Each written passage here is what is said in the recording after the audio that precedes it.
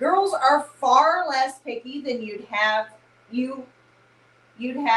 than they. I can't read today. It's okay. Girls are far less picky than they'd have you believe. Any dick will do. If you could see the losers that she's fucked before, you would probably lose interest. It's true. Because we, in our world, we're always like, she's looking for the 666, 6 feet, 6 inches, 6 figures. And the guy at Jiffy Lube, who's out of rehab and plays video games 20 hours a day, yeah, tends to be good. I mean, you'll see the online list. Yeah. They have 364 bullet points. Then you see the guy she's dating, and you're like, he's nothing like that. Right. He doesn't meet any of those points. Right. That's where, they're not as really, and especially if you're talking about like when girls are in like that realm of doesn't count. Yeah. You can be 5'2". It doesn't count. You can be a different color. It doesn't matter. Yeah. All these things because it doesn't count. And you look back, and girls are not logical. They're not making good, solid decisions. That's something that we know. And why would she start with you? Yeah. She's not. She can make a bad decision. Yeah. And I think that's funny because that's something that players will mention when they go, what kind of quality are you looking for? And I'm looking for a girl that makes bad decisions. Yeah. Because we're going to make a lot of bad decisions. Exactly. Together. And have a lot of fun. It goes a long way, yeah. But you can't, most guys talk themselves out of pussy, for lack of a better word. Yeah. And another thing that I need, what fascinates, I'm actually glad that this slide came up. Yeah. Because, okay, so I don't watch a lot of reality TV. No, she doesn't. But the one show or series or whatever that I have always, for like, as long as it's been on, been in love with was the one about the Dallas Cowboys cheerleaders. Yeah.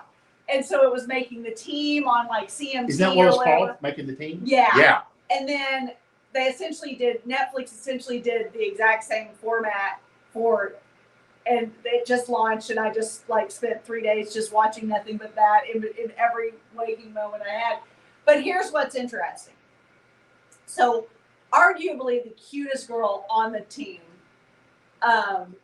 from this latest iteration, she looks like a Disney princess. She's the most innocent, precious human. Like, I don't know anyone who could possibly watch this show and dislike this girl. She's a pageant girl. She's a cheerleader from college. She just praises Jesus. Like, she's adorable. Well, they featured her boyfriend, who then on the show became her fiance, and then they've since married, because of course I Googled it. Because that's what girls do. She's like, I met him at an Alabama football game because she's a cheerleader, and he's like the biggest fan of all the, and like all the footage of him from these Alabama games and what would have like attracted her is him like he's chubby, he's acting a fool, he's like crowd surfing. Like, he's not the preppy, like... Staid. Yeah. Predictable. Yeah, That's guy. funny. Yeah. Well, then she makes the team. So fast forward. She makes the team. And he just graduated college also, and so he's looking for a job. And he ends up selling parts at a pressure washing company. Right. Pressure washing parts company. Right. It's like crickets. But they're following this guy around like he's Barack Obama or That's something. Great. And it's like, that chubby, dopey, pressure wash part selling guy is now married. Oh, yeah. To the cutest woman on the planet. And that is the power of game. Seriously. Because I promise you, he doesn't treat her special.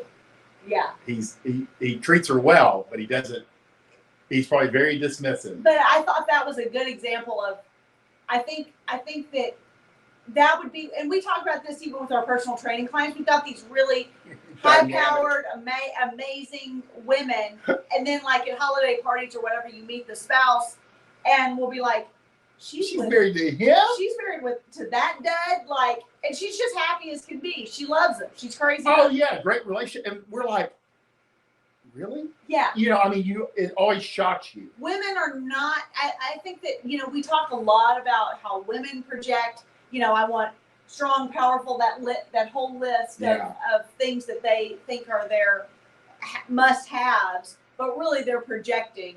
Right. A lot. But guys do that too. They think that girls are like this maxim or like this tweet, that girls are picky in the same ways that guys are picky.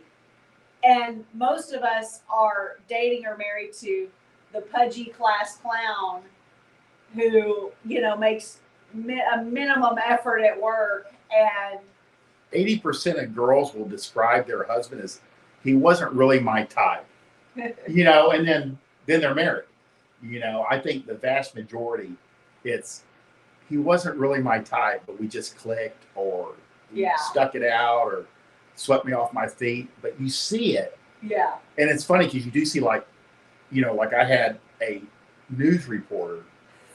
Oh my gosh. This isn't even who she introduced me to this other girl. Oh.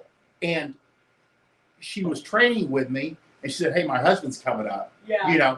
And I'm thinking, like suit or finance, and the van pulls up, and it's like a plumbing or a multi-handyman van. Yeah. He gets out, he comes in, he's like, gives her a check or something. He's got the tool belt on. He's like, his blue collar and work every day. I love it. And she was like very, not frail, but petite, and you're like, okay. And they've been together forever, so you never know. Yeah. That's why you gotta like pitch it. Yeah. Because most guys, especially players, are amazed. They're like, I can't believe it. Right. I mean, and you will quickly find out girls are not that picky.